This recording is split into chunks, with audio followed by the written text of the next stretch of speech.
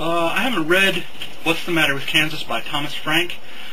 I've heard it discussed enough so I know it's all about the question of why poor and working class people often seem to vote against their own self-interest. Like they vote for politicians who give tax cuts to corporations and rich people as if trickle-down economics had ever proven effective. Well, I'm going to assume you know about Joe the Plumber. I'll give some links in wherever.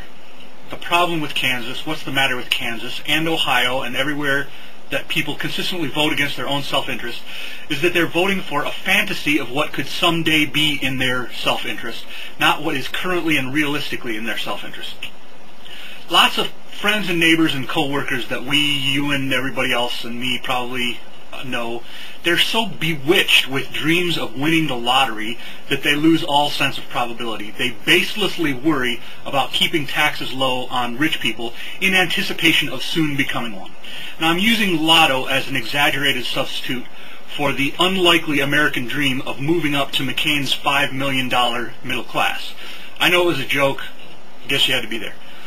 People too often count on getting a huge raise every year, or getting a promotion on a regular basis, or trading up for better jobs at better companies every few months or years. They may have accepted that becoming a rock star someday is a childish dream, but they still expect to start as a mail clerk and work their way up to CEO.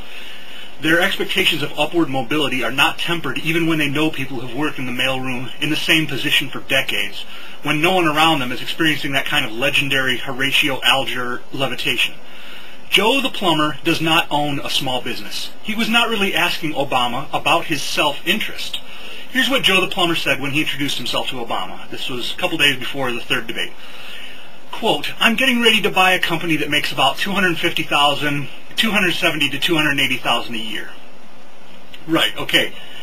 "I'm getting ready to accept the position of Vice President in charge of Harry Potter merchandising for Scholastic Inc.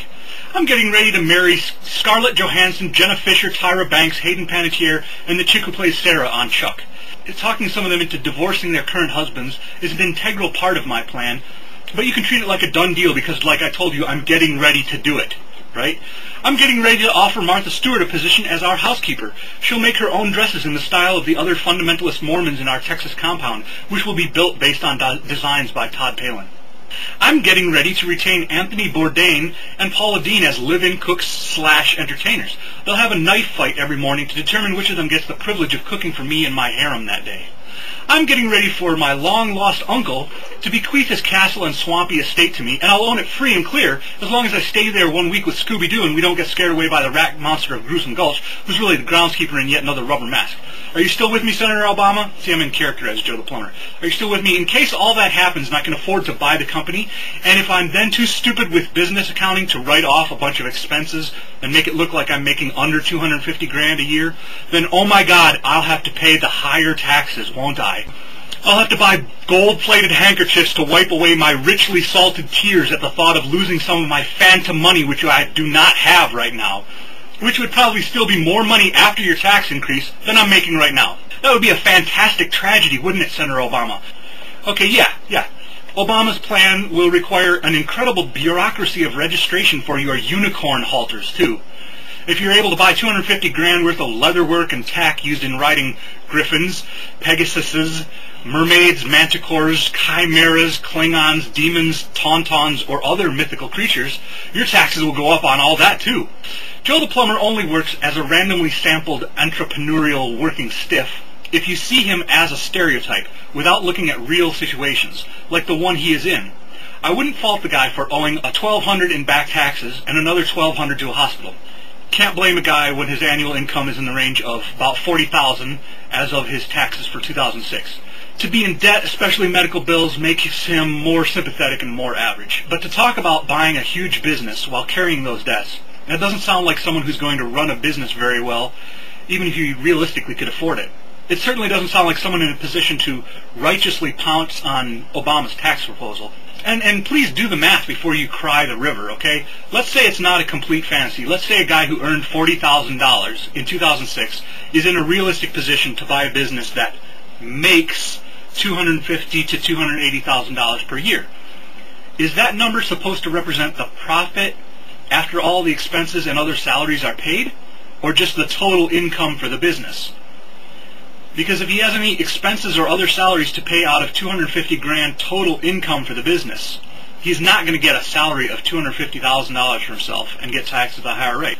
If $250,000 is his actual profit, and I'm saying that to mean the amount of salary that the owner can claim to himself, are we supposed to have a pity party for someone who has enough money and or credit right now to buy that business?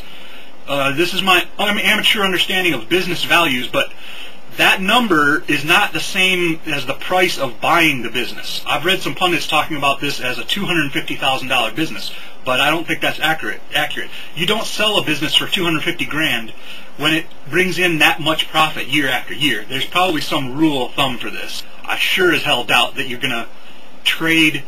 It's like saying, next year I'm going to make $250,000 on this business.